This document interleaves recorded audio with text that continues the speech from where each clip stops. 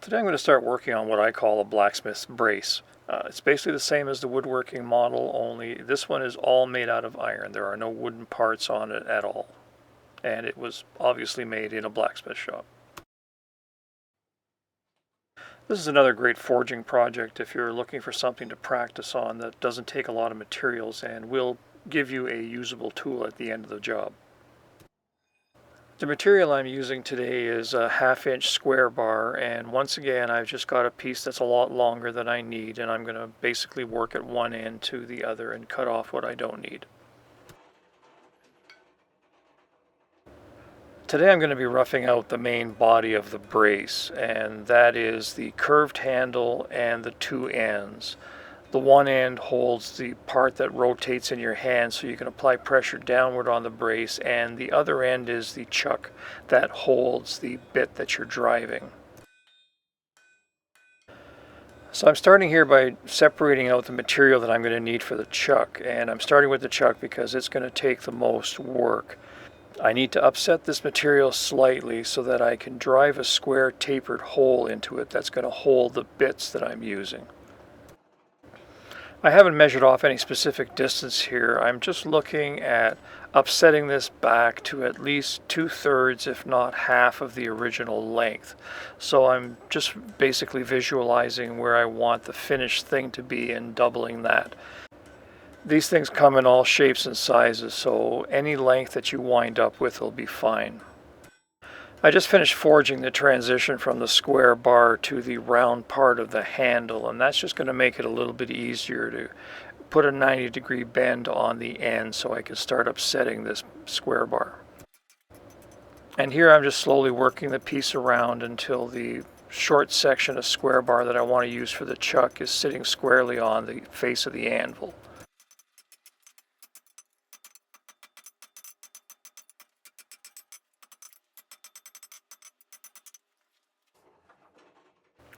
I've cooled the bottom corner of the handle so I can start upsetting the very end of the chuck.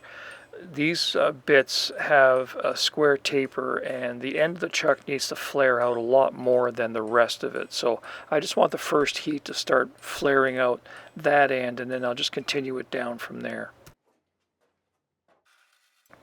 And I'm using a very light ball peen here to upset the metal to minimize the amount of distortion that I get.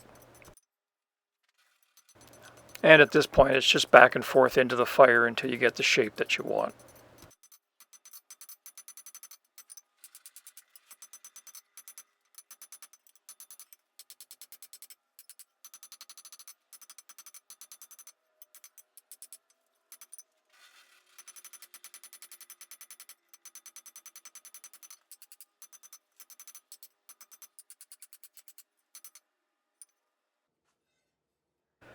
Because the chuck is wedge shaped, the actual bend is going to look like it's coming in from 90, because you have to visualize the center of that chuck to be able to establish where your 90-degree bend is.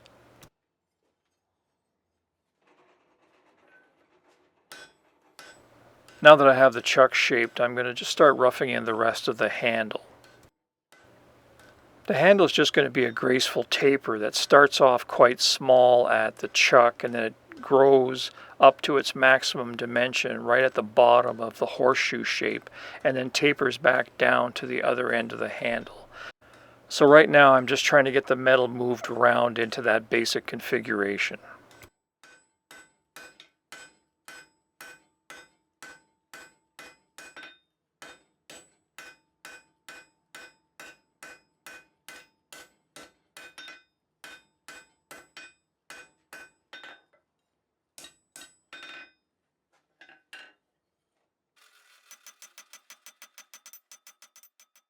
So at this point I'm going to take a few measurements, and I'm going to stop forging this end of the handle, and I'm going to start forging the other transition point at the other end of the handle, where it goes from the curved part of the handle into the part that fits into your hand.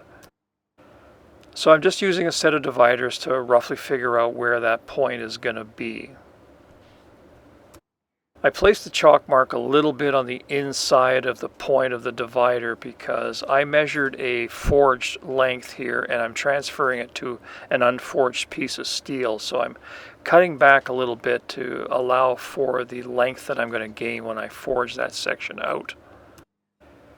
You don't really need to do a lot of math here. The end wasn't forged that much, so you don't really need to figure down to the millimeter what you want to work with. Just give yourself a little bit of room to play with. Now the chalk mark tells me where I need to start forging, but I'm going to lose that in the fire, so I need to set up a divider to the total length of this piece up to the chalk mark so I know where to locate that when I bring it back out of the fire. And again, I've mentioned this several times before, but you don't have to get overly complicated with this. A simple divider setting just tells you right away where you need to start forging, and it doesn't need to be any more complicated than that. You just need a simple benchmark that you can use to just reassure yourself that you're in the right spot. And get in the habit of recording what you're doing as you're working. So say for example you finish this piece and you're really happy with it and you decide you want to make 5 or 10 more of them that are dedicated for one job or another. Having those benchmarks means you're going to have a nice row of braces on your bench that are all identical. And from here it's just back to some pretty basic forging. I want to taper the transition at this point back up to the main section of the bar, and I want that heaviest section to wind up right in the center.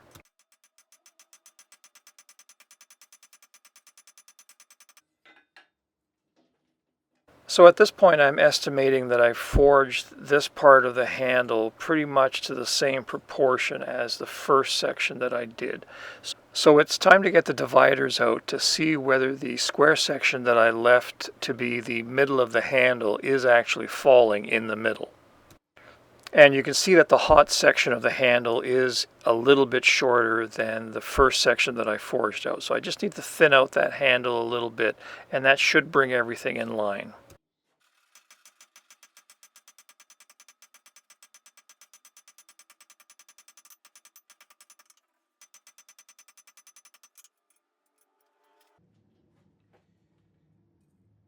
So I'm happy with that. Now I can just take a few heats and round out the center of the handle and refine the tapers on each side.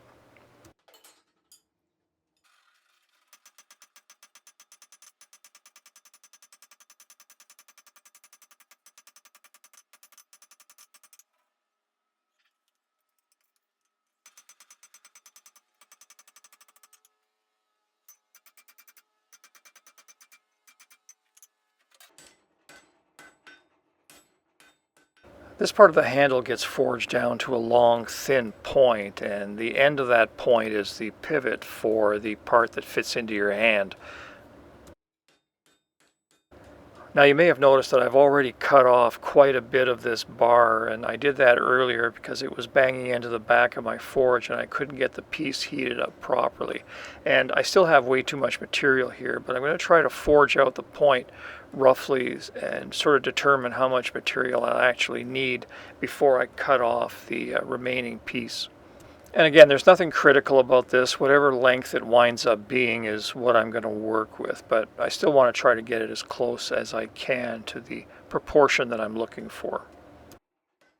And I'm also kind of thinking as I'm going along here, and that never usually works out too well. The section here usually has some kind of a shoulder that the rotating part rides up against, and I'm trying to forge out a tenon here, but I don't have the coordination to do that, and my guillotine tool really doesn't do a good job of it either. So I'm probably going to wind up welding a collar in that section to be the bearing point for the rotating part of the handle, whatever that's called. I'm not sure what it is.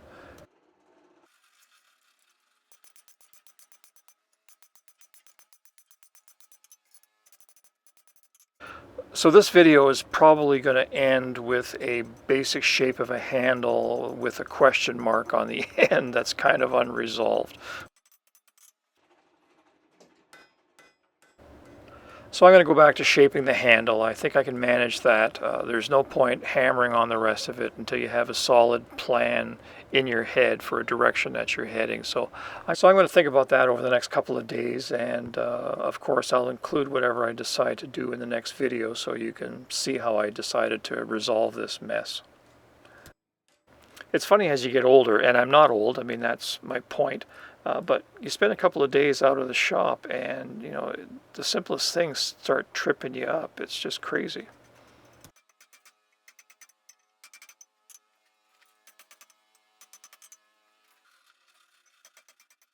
And there's nothing too complicated about the rest of it. You just hammer gradually towards the center and then make the left side look like the right side. And then straighten everything up and try to get everything to line up.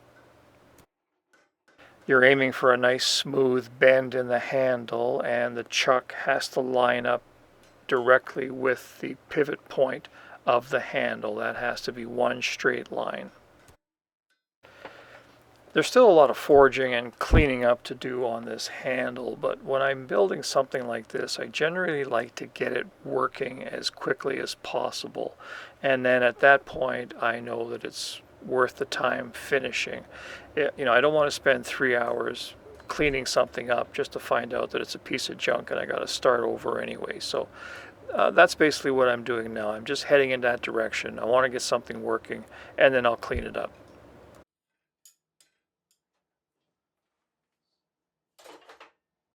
Hi, I'm Dennis, and thanks for watching. If you're interested in supporting this channel, the simplest way, of course, is to like, comment, and subscribe. If you have questions and you want to contact me directly, you can do so by emailing me at either one of the addresses that I have listed here. It may take me a couple of days, but I will get back to you. Of course, financial support is always welcome. The only product that I produce is the information contained in these free videos. So if you like the work that I'm doing and the videos that I'm putting out, and you can spare a couple of dollars a month, consider becoming a patron by clicking the orange Patreon logo at the bottom of the screen. Thank you, and we'll see you next time.